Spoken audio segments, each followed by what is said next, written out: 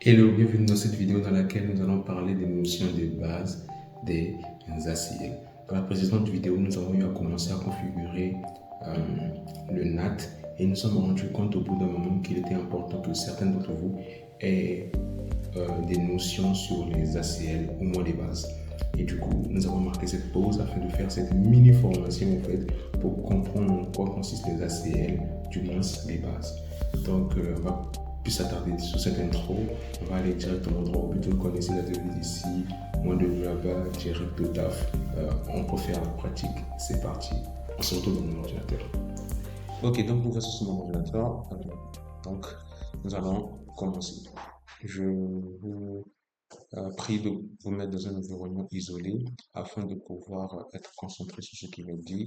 De préférence avoir de quoi noter, surtout pour ceux qui apprennent cette notion pour la première fois. Donc, les ACL, les bases. De quoi allons-nous parler? Premièrement, en fait, nous allons aller progressivement par rapport à la définition des ACL. Par la suite, Hum, bon, nous allons voir progressivement pour faire laisser le suspense. Donc, du coup, premièrement, comment nous pouvons définir les ACL? Ben, les ACL, ou bien liste d'accès, c'est un ensemble d'instructions basées sur des protocoles de couche 3 et de couche supérieure pour contrôler le trafic. Pour faire simple, c'est que les ACL sont comme des filtres, en fait. Si vous voulez comprendre avec des termes simples, c'est comme des filtres, ou bien je dirais même ce sont des filtres de notre trafic réseau. Donc, du coup, vous savez, c'est quoi un filtre? C'est que lorsqu'on a un filtre, c'est qu'il y a le filtre autorise certaines choses à passer et d'autres qu'on appelle parfois des résidus ou, je ne sais pas, des indésirables, je dirais ainsi, à ne pas passer. Donc, du coup, ce filtre, au fait, nous appliquons des règles et c'est au travers de ces règles, au fait, que notre ACL va soit autoriser ou interdire certains types de trafic. Et du coup, pour concerner les ACL, donc concernant la fonctionnalité des ACL, nous pouvons voir que les fonctionnalités Cisco iOS utilisées au fait est utile pour les fonctions de pare-feu, donc concernant les pare-feux, les configurations NAT, le marquage du trafic qualité of service, euh, le contrôle des logs, contrôle du trafic SNMP, le contrôle des accès aux consoles virtuelles VTY et ainsi de suite. Donc, du coup, ce n'est pas une liste terminée. Donc, du coup, il y a encore pas mal d'autres choses aussi qui peuvent être complétées pour ne citer que de ça. Donc, voici les fonctionnalités au fait de la CL. Nous, précisément, nous sommes en train de le voir parce que nous avons abordé précédemment le NAT. Donc, du coup, par la suite également, nous allons voir le reste, mais pour l'instant, nous sommes focus là-dessus. Et du coup, en quoi consiste vraiment ces ACL, en fait? Donc, du coup, pour faire court, nous voyons ici que les ACL, comme je l'ai dit tout à l'heure, ce sont des filtres. Un peu, voilà, vous pouvez les voir comme des filtres. Et du coup, ici, nous avons des listes de contrôle d'accès ou encore ce sont des ACL entrantes. Et ici, nous avons des listes de contrôle d'accès sortantes. Donc, du coup, les ACL sont appliqués au niveau des interfaces. Lors d'une vidéo, je pense, l'une des premières de cette chaîne, notamment lorsque nous avons eu à configurer les TCP, nous avons parlé de la notion d'interface. Donc, du coup, nos routeurs ont des interfaces, surface Ethernet, Giga Ethernet, série, ainsi de suite. Et du coup, sur ces interfaces, nous appliquons des règles soit en entrée, soit en sortie. Donc, du coup, par exemple, ici, nous pouvons voir que lorsqu'une liste d'accès est appliquée au paquet entrant de l'interface, les paquets sont d'abord traités en fonction de la liste d'accès, puis acheminés vers l'interface sortante. Ici, par exemple, pour un trafic, qui va dans ce sens, ici, l'interface elle sera entrante et là, elle sera sortante. Si par exemple le trafic vient dans le sens opposé, ici, ce sera l'interface entrante et l'interface sortante sera celle-ci. Donc, tout dépend du sens, de la direction du trafic. Donc, vous pouvez tout simplement voir comment c'était illustré et expliqué ici. Et je pense que ça, c'est quand même assez clair jusqu'ici. Et du coup, vous savez très bien, c'est que quand vous avez des questions, n'hésitez pas à les mettre en commentaire. C'est avec grand plaisir que j'y répondrai. Donc, continuons. Maintenant, comment se structurent les ACL, la grande famille des ACL? Donc, du coup, pour les ACL, nous avons la famille des ACL ici. Nous avons, dans les ACL, nous avons des ACL standards et les ACL étendus. Et donc, dans chacun des types de ces ACL, elles sont soit numérotées ou nommées. Numéroté, je parle, euh, c'est que ce qui désigne notre ACL, c'est un numéro qui lui est attribué.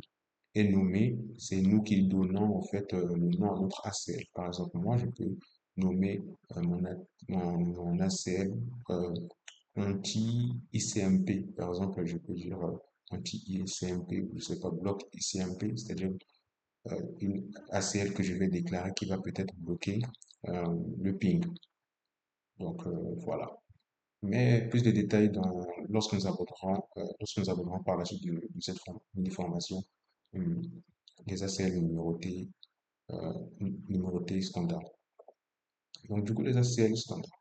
Donc, comme je le disais tout à l'heure, les ACL sont soit numérotés ou nommés.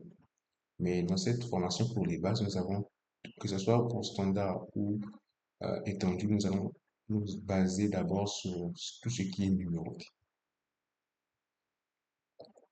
Donc, ici, les ACL standards numérotés. Donc, une liste de contrôle d'accès ou Access List ACL standard est utilisée pour filtrer le trafic réseau en fonction, désolé, c'est en anglais ce que j'ai dit, de l'adresse IP source des paquets. Ok, etc.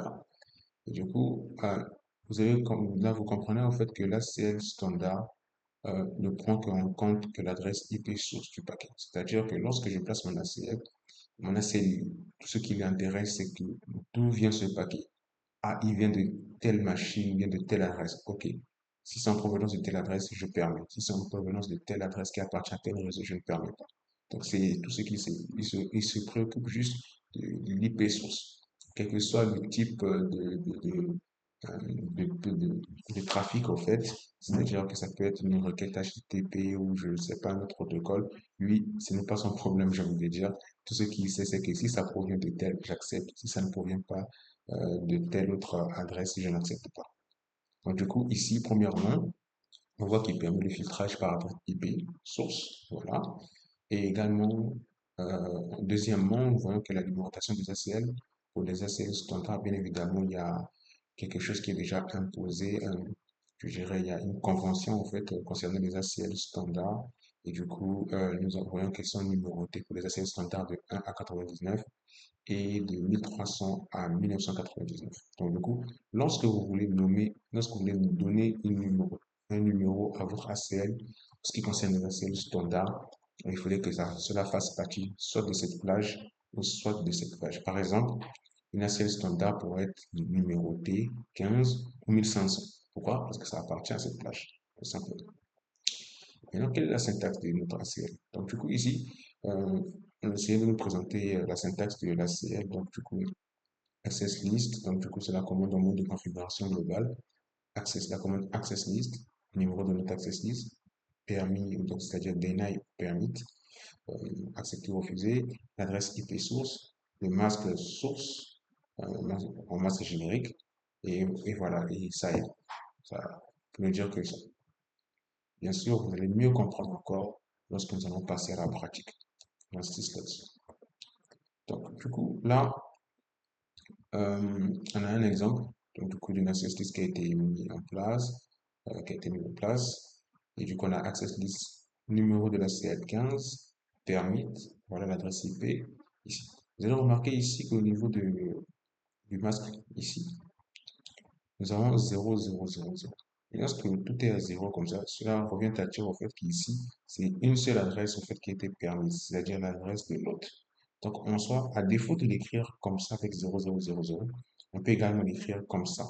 Parce que vous voyez, là, c'est notre adresse, mais j'ai fait exprès de le mettre comme ça pour que vous compreniez au fait que, en réalité, au fait, il y a pour un autre particulier, c'est-à-dire pour une seule adresse, soit on peut mettre host, adresse IP, ou soit on met directement permis sans l'adresse suivie du masque avec 000. Donc c'est la même chose, ça fait la même chose. Vous pouvez tester, ça marche. Et après cela, on a interdit, voilà, cette adresse. Donc on voit que là, on a interdit carrément toutes les adresses appartenant à ce réseau, 192.168.1.0. Pour résumer, on peut se rendre compte que cette adresse interdit tout interdit, plutôt, cet ACL plutôt, interdit tout trafic provenant de ce réseau. Parce qu'ici, c'est l'adresse réseau qui était mise ici. Donc, du coup, tout trafic provenant de ce réseau, c'est-à-dire les adresses IP, euh, tout trafic à adresse IP source, ce réseau n'est pas permis en dehors de celle-ci et celle-ci. Et certainement, vous allez vous dire au-dedans de vous, mais euh, ce qui est la configuration en rouge, à quoi il sert? Tu n'as pas parlé de ça, bien sûr. En fait, en réalité, vous allez juste vous charger de mettre les access lists ici à ce niveau-là. Au niveau d'ici, on dit que euh, on dit qu'une access, cette ACL se termine toujours par une règle implicite, c'est que cela est mis automatiquement, c'est-à-dire que vous n'avez pas besoin de le mettre, mais c'est mis automatiquement au bout de votre ACL. C'est qu'il y a une règle d'ACL, DNI, ENI implicite. Elle est ajoutée automatiquement. Et cela nous pousse à avoir nous poussera à vous mettre la puce à l'oreille. C'est-à-dire qu'à chaque fois que vous allez déclarer vos ACL, ce que vous n'allez pas permettre ne sera pas permis. J'insiste là-dessus, c'est très important, c'est une notion très importante au niveau d'ACL. Je me souviens au départ quand j'apprenais les ACL, c'était une chose que j'ai négligée et après c'était un casse-tête. Je ne comprenais pas pourquoi ça ne marchait pas, je testais. Vous allez comprendre que ce que vous ne permettez pas dans votre ACL ne marchera pas à cause de tout simplement cette règle implicite qui est mise au bout de votre ACL, enfin, déni et ni. Donc du coup, à chaque fois que vous voulez l'autorisation de quelque chose, vous devez le mentionner. Et si vous voulez pas de quelque chose, ben, vous le mentionnez aussi. Voilà. Donc, du coup, voilà, c'est comme ça. C'est ce qu'on peut comprendre. Donc, du coup, on peut passer aux ACL étendus. Donc, du coup, nous sommes sur les bases, donc on apprend les notions de base les plus pertinentes.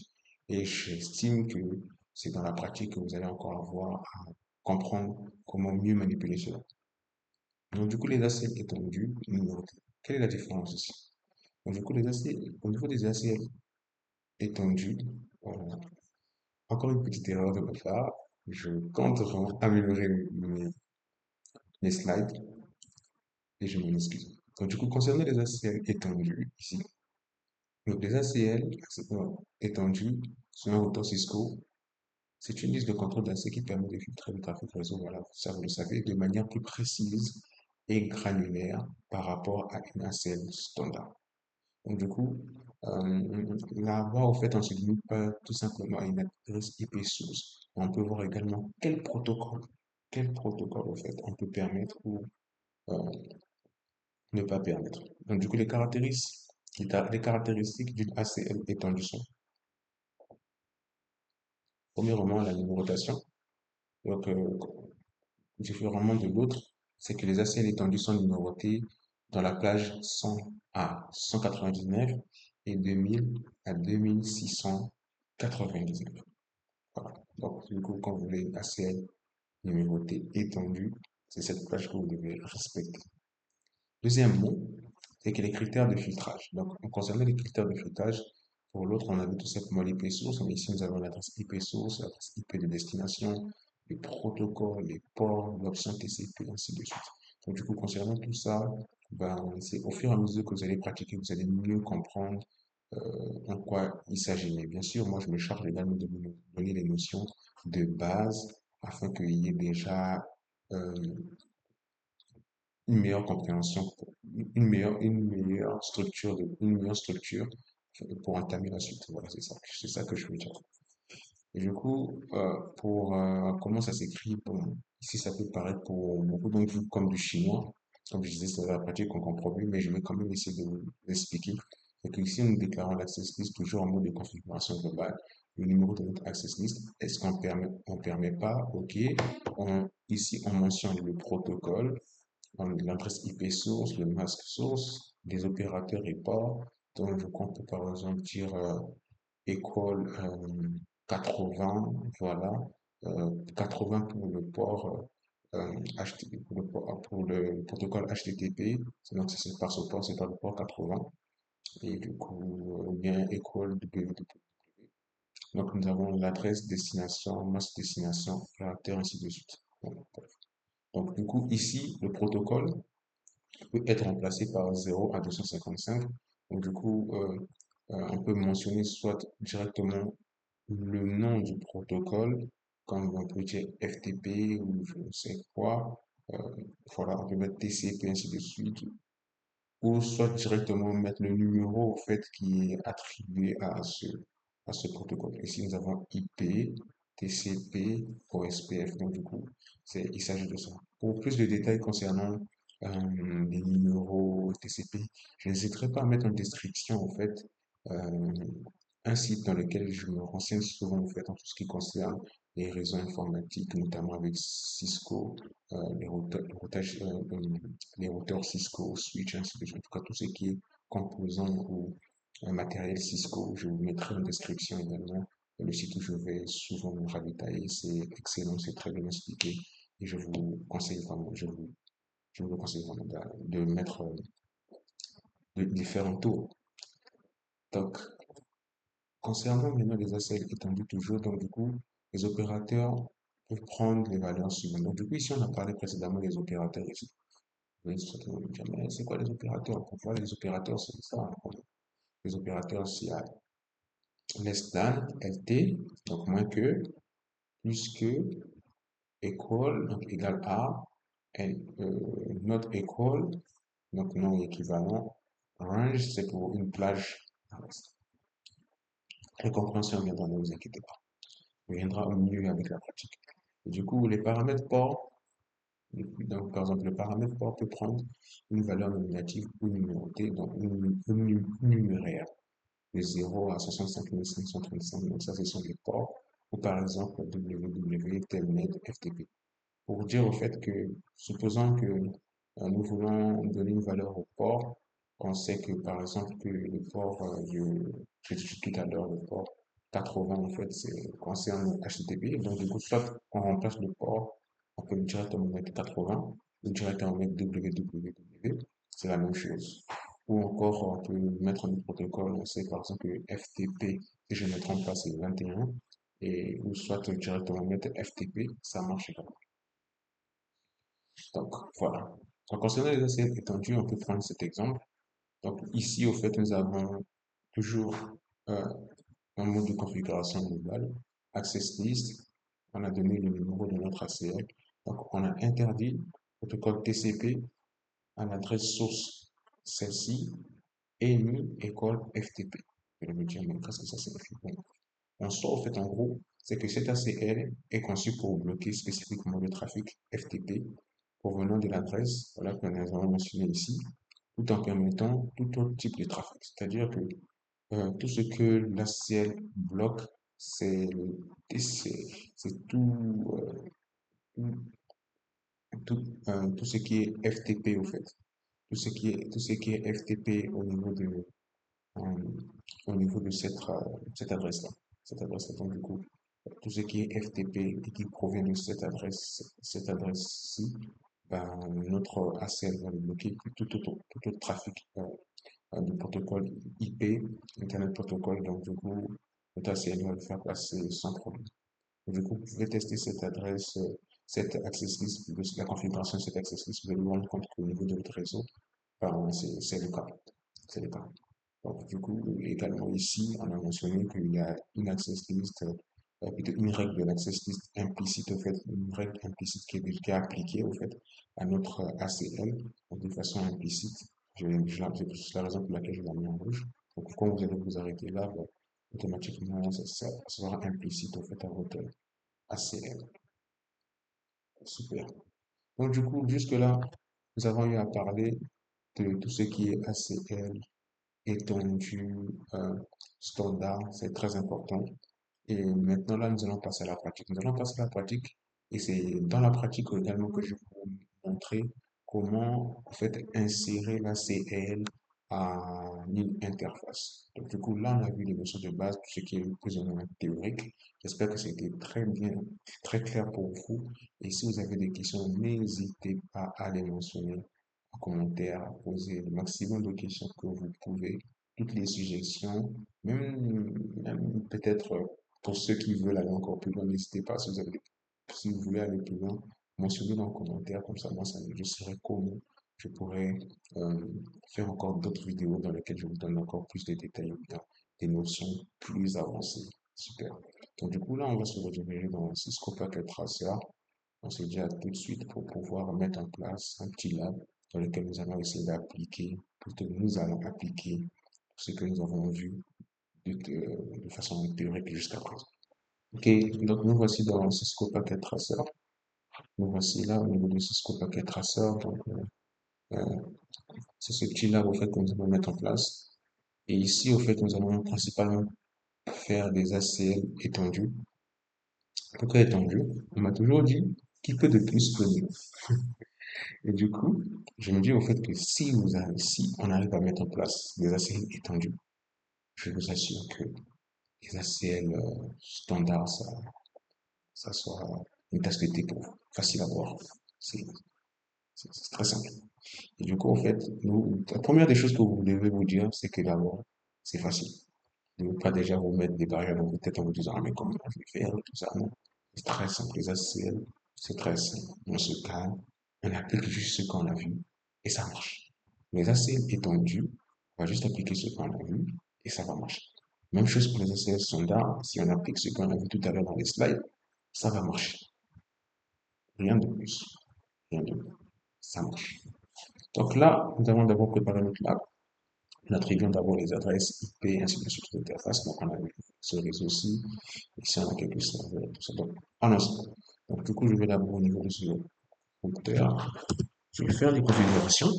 Voilà. Donc, enable, conft.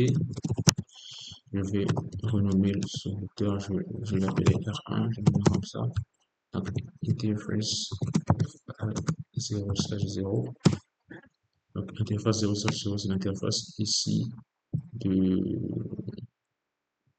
de sortie là. De sortie ici. Donc, cette interface, donc, qu'est-ce qu'on va faire? On va donner IP, adresse 168.1.1.255.252. Voilà, je pense que c'est comme ça. Non, 255, 252. Non, 254. 254 parce que c'est un slash 30. C'est 254. Donc c'est ça. 31. Ah, ok. Donc c'est 250. Bon, désolé, j'ai fait encore une erreur avec vous. Je m'excuse pour ça.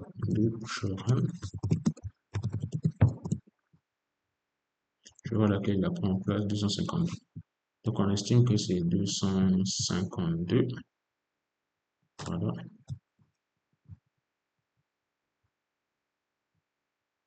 Ok. Donc là, je vais ici revenir. Voilà. Go shutdown. Activer l'interface. Donc du coup, ça ne va pas marcher parce que de l'autre côté, ce n'est pas activé. On va directement aller au niveau de l'interface FA01 ici. Donc quand on va attribuer une adresse IP 8.1.1 et si on connaît déjà slash 24, on connaît déjà de quoi il s'agit. Ok, ça devrait. Ok, on fait ça overlap, bref. 1.0. Qu'est-ce qu'on me dit là? Pourquoi IP adresse? Je comprends pas le graphe. J'aime bien voir s'il n'a pas pris en compte à chaque fois. Il a pris en compte, mais je sais pas pourquoi. Il me dit encore, je sais pas pourquoi, mais bon, le plus important c'est que ça a été pris en compte. Donc je vais faire interface FA0/1. Je vais faire le shutdown. mettre IP adresse assignment. Oh, ok,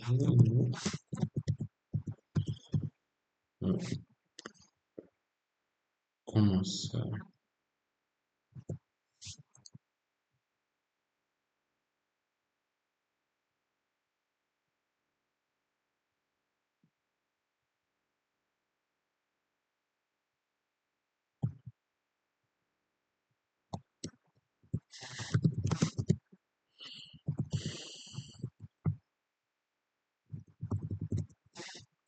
IP adresse. Voilà.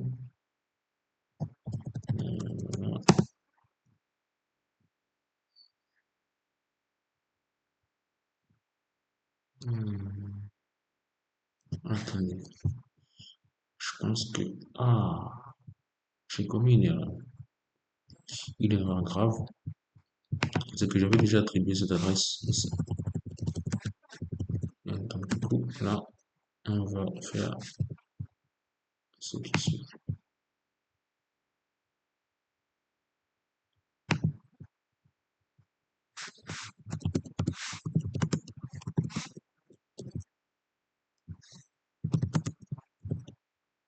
On va tout désactiver. Voilà, nos IP adresse ici. On va arriver au niveau de notre interface. Interface 0, 0. J'ai commis une erreur de mettre cette adresse dans la première. Donc ici, je vais faire IP, c'est 10.0.0.1, 35.255.252. C'est ça, c'est bien ça. On fait un mot SH, on a l'interface FA0/1, IP adresse 192.168.1.1/24. Voilà, on est calme. Ça se passe bien, nos SH, et voilà, ça marche mieux.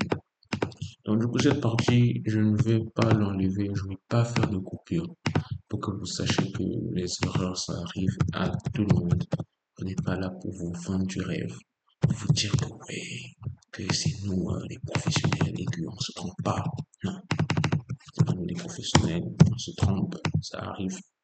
Petite mini d'inadvertance, et voilà, on fait des erreurs. Le plus important, c'est de savoir comment les résoudre.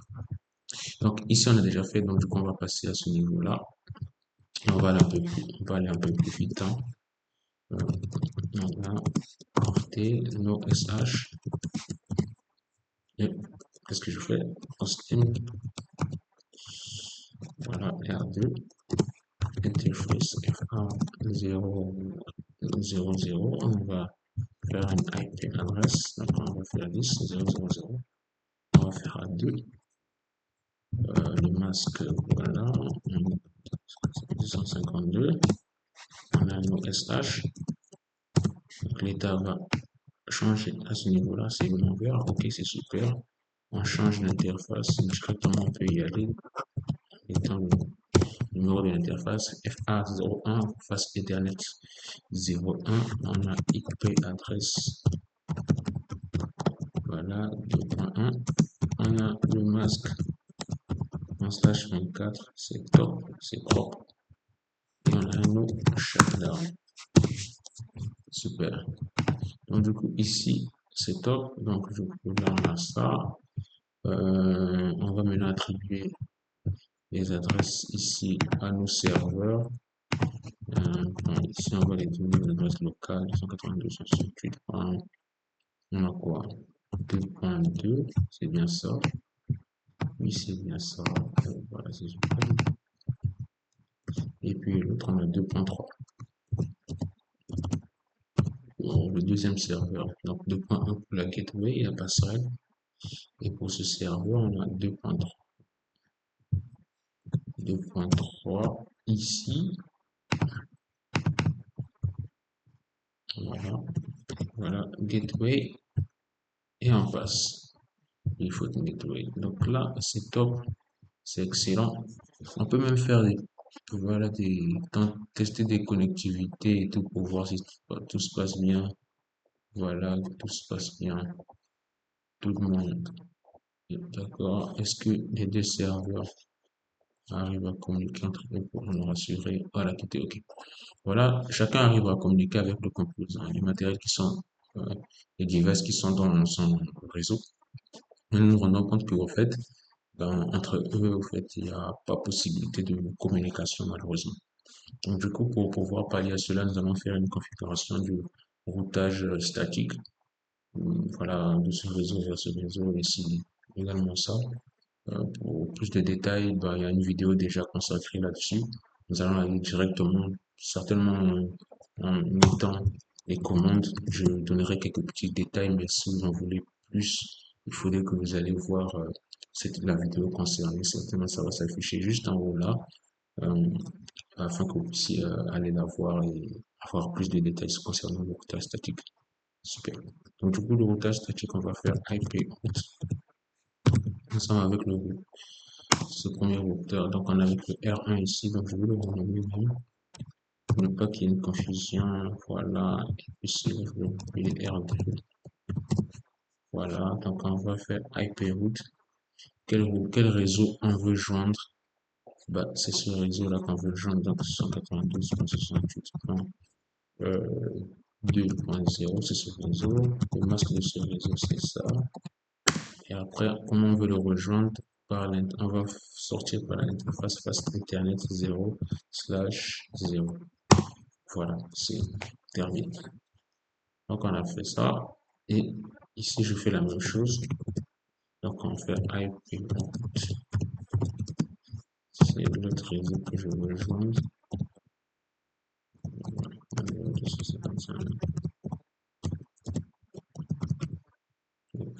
Qu'est-ce qui se passe?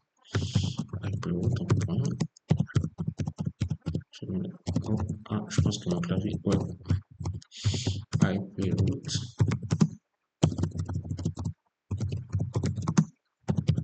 On va aller, on va y arriver. Donc, voilà. F1, 0, excellent. Tout est OK. Donc, du coup, là, maintenant, on peut tester maintenant un ping. Bon, c'est dommage, j'ai pas testé avant avec le truc. Vous allez voir que si vous testez avant, ça marche. Bon, voilà, ça marche pas. Et je pense que le temps que les tables de routage s'établissent et tout ça, si tout était bien fait, voilà, ça finit par marcher. Super. Donc, dans ce sens, ça marche. Voilà, voilà. Donc, du coup, si on vient ici, on peut faire ping 192.168.1.0.2.2 pour le routeur A, pour le serveur A plutôt, et le serveur B. Voilà, on arrive bel et bien à les joindre. Maintenant, passons à notre ACL. Donc, du coup, ici, on a quelques instructions concernant notre ACL. C'est que le PC0 peut accéder au serveur web A. Super. Le PC0 ne peut pas accéder au serveur web B. Donc, du coup, notre ACL, déjà, on va faire en sorte qu'il permette d'accéder au serveur web A, c'est-à-dire une requête HTTP. Euh, Ici, on peut accéder ici. Donc, du coup, on peut le voir ici comme ça. Et ici, si je mets l'adresse IP de mon serveur, euh, ça marche sans problème. On va juste faire une petite modification par la suite, peut-être pour qu'il puisse, voilà. Donc, du coup, welcome tout. Donc, je vais faire quelques petites modifications. On va venir au niveau des services. On a le serveur. Bon, allons-y.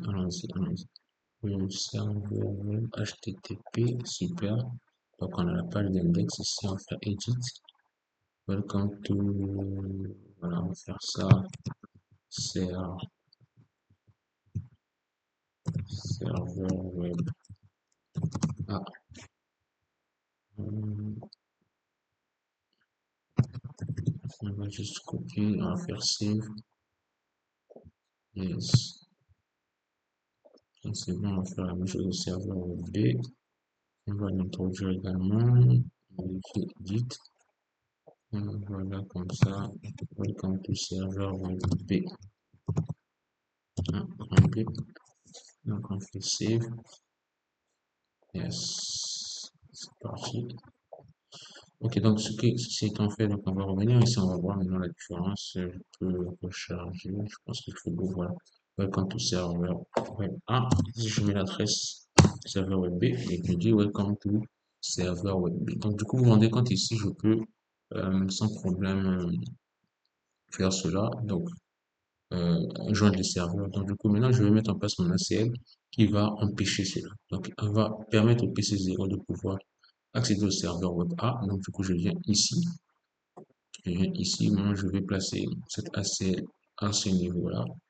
C'est-à-dire que je vais interdire au serveur de, voilà, je vais interdire au fait à cette à cette machine, je dirais, c'est-à-dire que cette machine ici, ce device ici, de pouvoir joindre facilement, joindre le serveur B. Donc ici, je vais lire en mode de configuration globale, la commande c'est access list. Access list, voilà, tabulation. Donc je mets le numéro de mon access list, c'est 100 et je mets permis. Donc, qu'est-ce qu'on permet? Donc, TCP, on permet les TCP, pourquoi? Parce que ça fait partie, donc là, le protocole que nous voulons, c'est-à-dire que le, le protocole, dans le TCP, au fait, euh, à l'intérieur se trouve, c'est au travers du TCP, au fait, que nous aurons à mettre equal 80 pour le HTTP, pour le HTTP qui symbolise le type de requête, le type de protocole qui est utilisé au fait pour les serveurs web, les communications sur le web. Donc du coup, on a TCP, on met l'host, notre host, c'est-à-dire la source, c'est 192.168.2, non, point 1.2, voilà. Et du coup, après avoir mis cet host, je mets un autre host. Donc, j'ai mis le premier host. Euh, on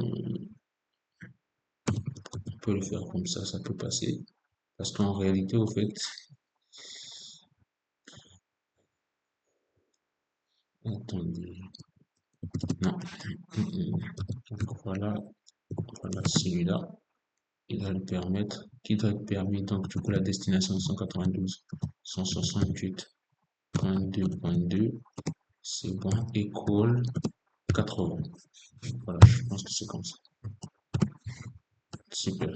Donc, c'est quasiment la même commande qui doit être faite. Mais ici, on va mettre deny. Donc, du coup, pour faire ça, juste les directions hautes, on va aller dans la commande qui était faite précédemment. Et puis, on va faire 2.3. Donc, du coup, on n'a pas accès au serveur web B. Donc, pour ne faire que ça, à ce niveau-là, c'est ceci.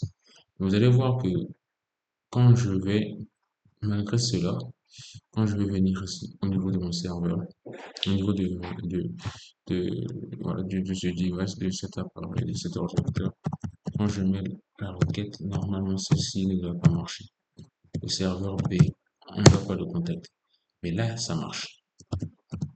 Le A marche et le B marche. Pourquoi? Parce que tout simplement, nous n'avons pas encore appliqué la CL sur notre interface. Donc, du coup, pour le faire, qu'est-ce qu'on fait? On fait interface FA. Ici, c'est 0.1. 0.1. Donc, on va mettre la commande IP access group, le nom de l'interface, donc 100, et du coup, le sens, c'est-à-dire que ici, c'est le trafic en entrée au fait que nous voulons bloquer. Donc ici, le trafic en entrée, on, on met in. Voilà, on met in. Vous pouvez vous rendre compte qu'on fait en réalité, bon, il serait plus judicieux de le mettre ici, j'estime, parce qu'au fait, c'est ici où se trouve le serveur, c'est à lui de filtrer, au fait, qui va accéder à son réseau, en fait. Bon, là encore, c'est un TP, c'est vrai que ça va marcher, mais dans un cas pratique, il serait plus judicieux de le mettre ici. Mais peu importe, vous allez voir que ça marche très bien, en fait, en soi. Donc, on a maintenant, ayant appliqué notre ACS sur cette interface, on va repartir encore ici. Vous avez vu qu'on pouvait joindre le A, donc c'est-à-dire le 2.2. On va essayer de joindre le 2.3. 2.3 ne répond pas. Toujours web A, on ne sait pas pourquoi. J'ai appelé 2.3, mais 2.3 ne répond pas. Voilà. Donc, du coup, là, en ce moment, la route ACL marche très bien. Pourquoi? Parce que ben, ça peut respecter la restriction que vous avez donnée.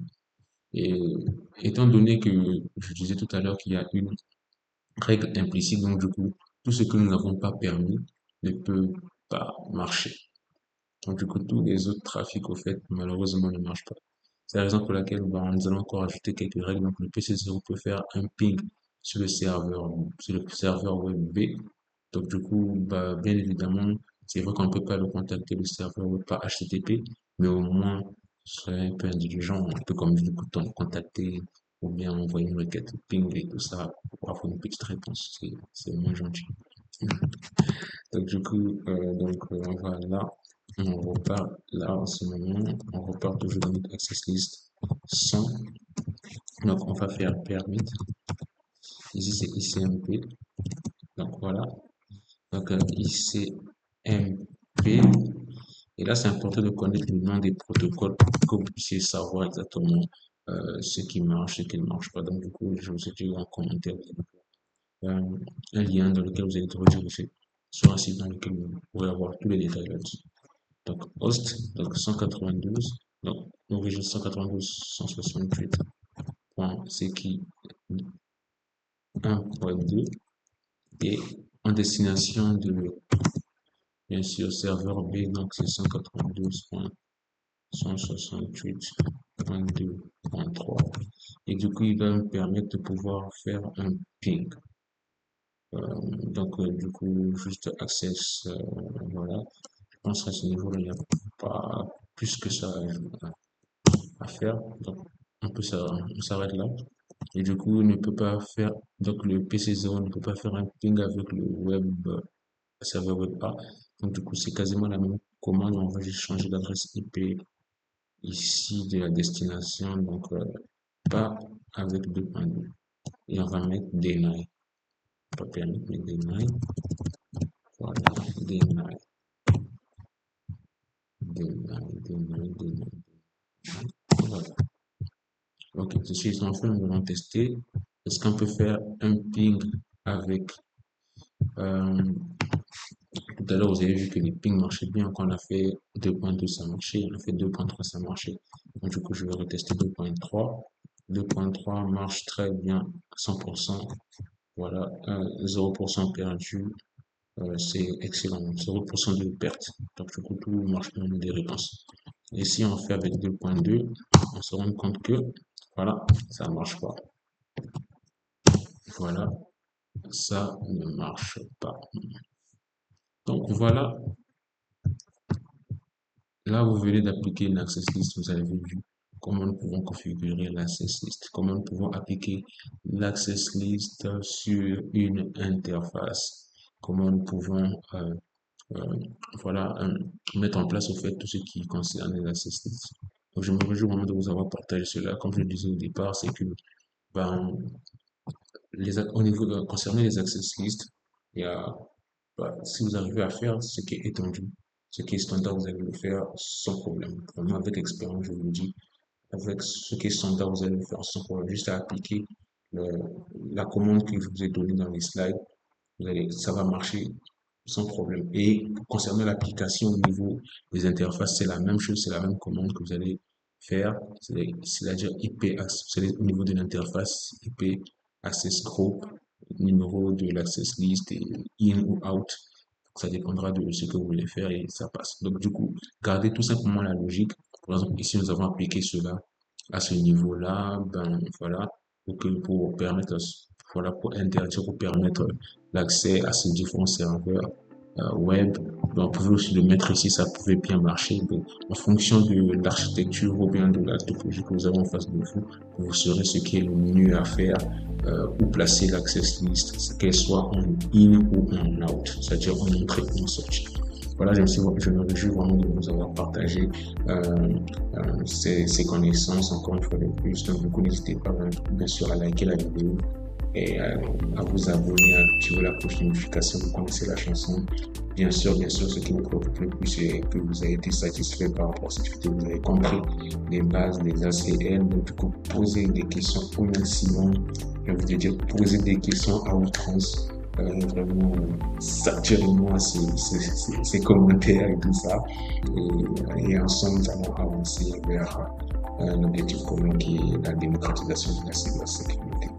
Donc, du coup, c'est encore un grand plaisir. Je vous dis à la prochaine. C'était encore Sayoka. Allez, ciao.